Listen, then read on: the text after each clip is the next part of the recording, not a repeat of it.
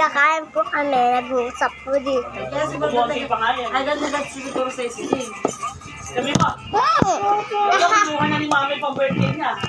Sayang. Nagmumukbang na siya. Hindi na yung nakamay ka pa, nagulat ako.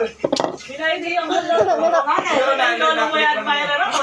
Ang viral ko yung lolo mo. Ako yung may account dyan mo. Ah, Ako! sa akin. Ako kaya, kahit tingnan niyo man. Ako dyan. Ako kasali ako dyan. Natin kami account doon. Ako may account to rin. Di ikaw. Pinsan na kita. 60 plus. Ano po?